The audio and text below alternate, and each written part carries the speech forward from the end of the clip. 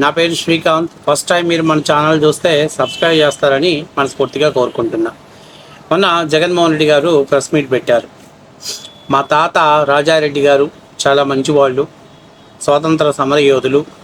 ఆయనకు రక్తపు చుక్క చూసినా పాపం వణుకు వచ్చిద్ది, చలి జ్వరం వచ్చిద్ది. అలాంటి మా తాతగారిని అత్యంత దారుణంగా, అత్యంత పాశవికంగా పట్టుబెట్టి చంపేశారు. మేము చాలా మంచివాళ్ళం కాబట్టి ఇంకా మీరు భూమి మీద తిరగలుగుతున్నారు అని చెప్పేసి జగన్మోహన్ రెడ్డి గారు ఒక స్టేట్మెంట్ పాస్ చేశారు. సరే, ఇప్పుడు ఆయన మాట మాట్లాడటం ఒక రకంగా వాళ్ళ కొంపలో ఉన్నటువంటి అవినీతి కంపంతా కూడా, హత్యా రాజకీయాలకు సంబంధించినటువంటి నేర చరిత్ర అంతా కూడా ఒక పెద్ద చిట్టాని ఇప్పుడు సోషల్ మీడియాలో చక్కర్లు కొడుతుంది. రాజశేఖర రెడ్డి గారి తండ్రి జగన్మోహన్ రెడ్డి గారి తాతకి 3 లక్షణాలు ఉన్నాయి. ఒకటి, వాళ్ళకి ఎవరైనా వ్యతిరేకంగా పనిచేస్తున్నారంటే వాళ్ళ ఇళ్ళ మీద దాడులు చేయటం, వాళ్ళ ఆస్తులు దోచుకోవటం. రెండవది, ఎంతమంది జనం కావాలంటే అంతమంది జనాన్ని పోగేసి వాళ్ళందరినీ కూడా వాళ్ళ మీద దాడులు ఉసిగొల్పటం, చీనా చెట్లను కొట్టించటం, అరటి తోటలను నరికించటం, ఇళ్ళ మీద దాడి చేయటం. అట్లాగే ఎవరైనా మీడియా అలాంటి సంస్థల వాళ్ళు ఉంటే వాళ్ళ మీద కూడా దాడులకు గురి చేయటం అనేది రాజారెడ్డి గారి స్టైల్. ఇంకొక స్టైల్ వచ్చేసరికి రాజారెడ్డి గారు ఎవరైనా ఒక వ్యక్తి తనకు ఆపోజిట్గా ఎదుగుతున్నాడంటే అతనికి ఎవరైతే మైనస్ అంటే అతనికి ఎవరైనా వ్యతిరేకంగా ఉన్నారో అతన్ని రెచ్చగొట్టి అతన్ని వీళ్ళ మీద ఉసిగొలిపి వాడికి కావాల్సినటువంటి అంటే ఇతన్ని అనగదొక్కటానికి కావాల్సినటువంటి అన్ని ఆయుధాలని సమకూర్చి తెర వెనక పాత్ర పోషించడం రాజారెడ్డి గారిది రెండవ స్టైల్.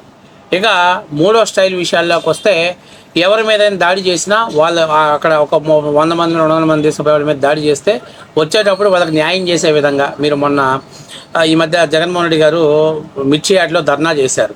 సరే, వస్తా పాపం వైసీపీ కార్యకర్తల నాయకులు ఒక 10 టిక్కీలు మిర్చి బండిలో వేసుకుని వెళ్ళిపోయారు, ఎందుకంటే దారి ఖర్చులకు వస్తాయని. అదే పద్ధతి అనమాట. వాళ్ళ ఇళ్ళ మీద దాడి చేయడానికి వెళ్ళేది, వాళ్ళ ఇల్లు దోచుకోవటం అనేది రాజారెడ్డి గారి స్టైల్. ఇక రాజశేఖర రెడ్డి గారి తండ్రి రాజారెడ్డి గారి యొక్క అవినీతి నేర చరిత్ర ఇప్పుడు చిట్టా మొత్తం సోషల్ మీడియాలో పెద్ద ఎత్తున సర్క్యులేట్ అవుతుంది. ఎందుకంటే ఆయన ఏదో మహాత్మా గాంధీ అయినట్టు, ఆయనకి నెత్తురు చుక్క అంటే ఏంటో తెలియనట్టు, మన జగన్మోహన్ రెడ్డి గారు ముసి నవ్వులు నవ్వుతూ మా తాత ఇది, మా తాత అది, మా తాత గోశ, మా తాత దోశ అన్నట్టుగా ఆయన మాట్లాడాడు. సరే, ఇప్పుడు ఆయన నేర చరిత్ర ఒక్కొక్క చిట్టాగా తీసుకొద్దాం. 1975 జూలై 15న వైఎస్ రాజారెడ్డి గారు, అలాగే ఆయన పెద్ద కొడుకు అయినటువంటి జార్జి రెడ్డితో పాటు 63 మంది కలిసి బైరటిసి గనుల యజమాని ఎం వెంకట నరసయ్యని హత్య చేశారు. దీనిపైన కడప 1 టౌన్లో క్రిమినల్ కేసు నమోదైంది. ఇదే కేసుకు సంబంధించి వీరిద్దరూ ఎవరైతే రాజారెడ్డి గారు అట్లాగే ఆయన పెద్ద కుమారుడైనటువంటి జార్జి రెడ్డి మీద మీసా చట్టం కూడా ప్రయోగించారు. రాజారెడ్డితో పాటు ఆయన పెద్ద కుమారుడు జార్జి రెడ్డిని అరెస్ట్ చేసి జైల్లో పెట్టారు. అంటే గనుల కోసం ఎం వెంకట నరసయ్య అనేటువంటి వ్యక్తిని అత్యంత దారుణంగా పాశవికంగా నరికి చంపి అతని గనులు స్వాధీనం చేసుకున్నారు. ఇది వాళ్ళకు ఉన్నటువంటి నేర చరిత్ర. దీనికి సంబంధించినటువంటి మా రాజశేఖర రెడ్డి గారి తండ్రి అయినటువంటి రాజారెడ్డి గారి మీద, అట్లాగే రాజశేఖర రెడ్డి పెద్ద వాళ్ళ అన్నయ్య అయినటువంటి జార్జి రెడ్డి మీద, ఇద్దరి మీద కూడా కేసులు అరెస్ట్ చేసి జైల్లో పెట్టినటువంటి చరిత్ర ఉంది. జగన్మోహన్ రెడ్డి గారు ఉందా లేదంటే చెప్పండి. దానికి సంబంధించినటువంటి సెక్షన్స్ అంటే ఏ కేసు కింద నమోదు చేశారో, ఏ ఇయర్ ఎఫ్ఐఆర్ ఫైల్ అయిందో కూడా డీటెయిల్ చెప్పడానికి మేము రెడీగా ఉన్నాం. ఇక 1989 జరిగినటువంటి ఎన్నికల్లో జమ్మలమడుగు సర్క్యులేషన్లో చిన్న ముడియంలో అల్లర్లకు పాల్పడిన కేసులో వైఎస్ రాజారెడ్డిని A4గా ఉన్నారు. ఈయన అక్కడ తెలుగుదేశం పార్టీకి పట్టున్నటువంటి ఏరియాలలో ఈయన అక్కడికి వెళ్ళి వాళ్ళని భయభ్రాంతులకు గురి చేయటం, చంపేస్తాను, మీరు పోలింగ్లో పాల్గొంటే మీ ఇష్టం, కాబట్టి బీ కేర్ఫుల్, చాలా జాగ్రత్తగా ఉండండి. ఇక్కడ చాలా ముఖ్యమైన విషయం ఏంటంటే తెలుగుదేశం పార్టీ చాతగాంతనం చాలా స్పష్టంగా కనపడుతుంది. 83 నుంచి ఇంతమందిని పొట్టన పెట్టుకుంటే వీళ్ళు ఎంతసేపు ఉన్నా మేము అధికారంలో ఉన్నప్పుడు కార్యకర్తలను చంపిన వాళ్ళు ఖచ్చితంగా రాజారెడ్డి కావచ్చు, రాజశేఖర రెడ్డి కావచ్చు తీసుకొచ్చి జైల్లో పడేయకుండా మెతక వైఖరి వహించడం తెలుగుదేశం పార్టీ కొంప ముంచింది. కడప లాంటి ప్రాంతాల్లో తెలుగుదేశం పార్టీ తమ ప్రాబల్యం కోల్పోవడంలో కూడా కీలక పాత్ర పోషించిందంటే చంద్రబాబు నాయుడు గారు అప్పుడున్నటువంటి వాళ్ళు చాతగాంతనం చెప్పాలి ఒక రకంగా. ఇదే మొహమాటమేం లేదు.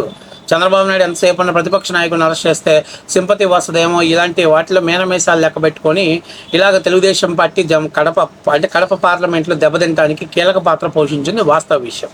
ఇక 1995 జరిగినటువంటి లోక్సభ ఎన్నికల్లో మీకు వైఎస్ఆర్ అంటే ఎవరైతే జగన్మోహన్ రెడ్డి గారి తండ్రి వైఎస్ రాజశేఖర రెడ్డి గారు ఎంపీగా పోటీ చేశారు ఒక సెగ్మెంట్స్లో. ఆ టైంలో ఈ పులివెందుల నియోజకవర్గంలోనే లింగాల మండలంలో పేర్లపాడు అనేటువంటి ఒక ఊరుంది. అక్కడ ఒక పెద్ద భూస్వాములు చెన్నైలో మంచి వ్యాపారం చేసుకుంటున్నటువంటి వాళ్ళు ఆ ఊరిని తెలుగుదేశం పార్టీని భారీ మెజార్టీ నడిపించడంతో పాటు లింగాల మండలం మొత్తం కూడా తెలుగుదేశం పార్టీ స్పష్టమైనటువంటి మెజార్టీ గెలిపించడం కీలక పాత్ర పోషించారు. అయితే వీళ్ళు ఎప్పుడైతే కీలక పాత్ర పోషించారో దీనికి రాజశేఖర రెడ్డి గారు ఒక రకంగా సాగు తప్పి కన్ను లొట్టపోయింది. ఆ ఎన్నికల్లో చాలా స్వల్ప మెజార్టీతో ఆయన గెలిచారు. ఒక రకంగా ఓడిపోయేటువంటి పరిస్థితి ఉన్నారు.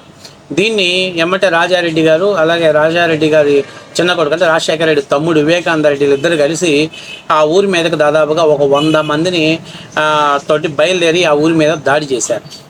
ఎంత దాడి చేశారంటే ఆ పాత ఇల్లు తలుపులు బద్దలు కొట్టలేక ఈ యొక్క బాంబులు పెట్టి గ్రెనేట్లు పెట్టి పేల్చి పడేశారు.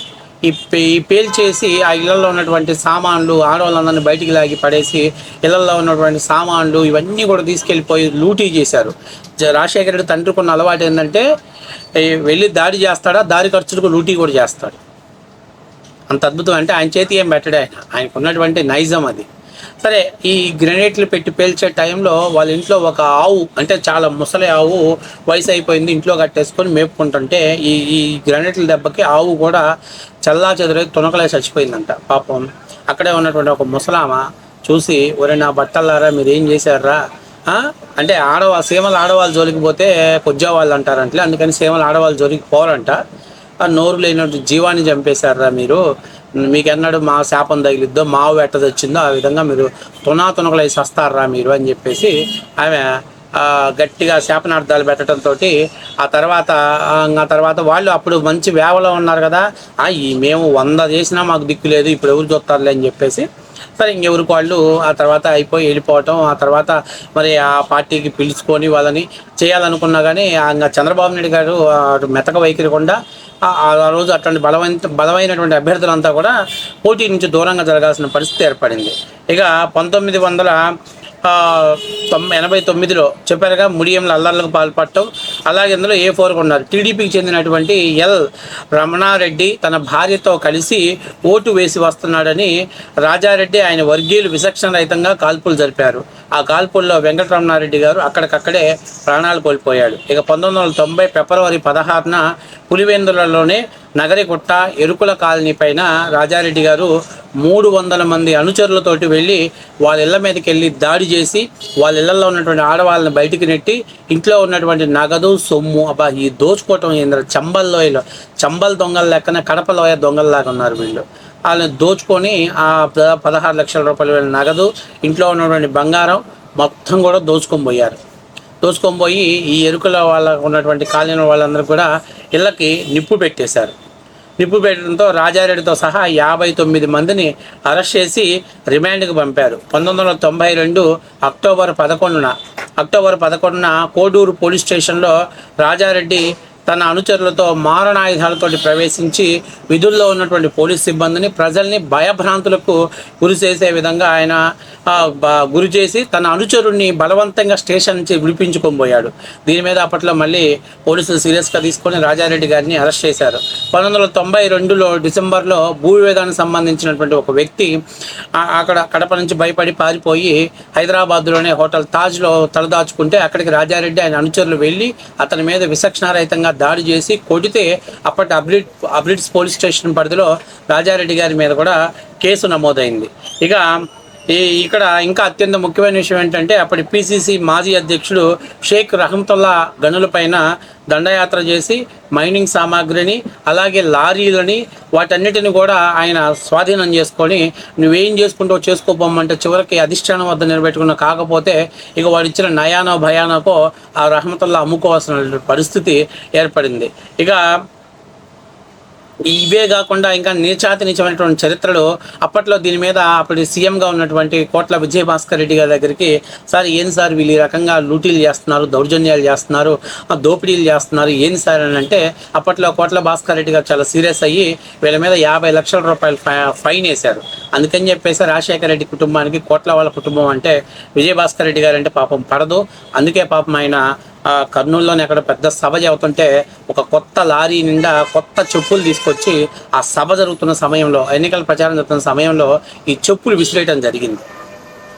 ఈయన మా రాజశేఖర రెడ్డి కూడా పైకి మన పాత సినిమాల్లో గుమ్మడిలాగా చాలా ప్రశాంతంగా ఉంటాడు, కానీ of the record camera off చేస్తే రావు గోపాలరావు, కైకాల సత్యనారాయణ, లేకపోతే నాగభూషణాన్ని మించినటువంటి ఒక పంచకట్టు పెద్ద విలన్ అనమాట.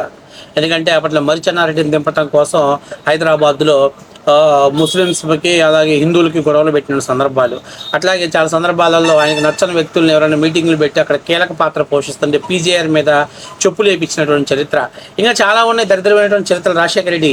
అంతేం అనుకున్నంత చరిత్ర ఏం కాదు, కాకపోతే పోని మొహం మీద ఊసిన తుడుపుపోయే చరిత్ర ఉంది కాబట్టి అట్లా తీసుకొచ్చారు. ఇక జమ్మల మడుగు శివారెడ్డిని ముసుగొలిపి, అంటే ఆయన శివారెడ్డిని తుదముట్టేందుకు దేవగుడి బ్రదర్స్ని ఉసిగొలిపాడు. వాళ్ళని ద్వారా తనకు కావాల్సినటువంటి అన్నీ అందించి వాళ్ళని హత్య చేయాలని చెప్పేసి ప్రోత్సహించినటువంటి సందర్భాలు ఉన్నాయి. అలాగే 1992లో వాస్తవానికి రాజారెడ్డి మీద 1962లోనే రౌడీ షీట్ ఓపెన్ చేశారు. 100 బైండ్ ఓవర్ కేసులు ఉన్నాయి. కరుడు కట్టినటువంటి అంతకుడు ఈయనని జగన్మోహన్ రెడ్డి శాంతి కాముకుడు, శాంతి ధోత, ఆయనకు రక్తపు చొక్క అంటే తెలియదు, నేర చరిత్ర అంటే ఏంటో తెలియదు.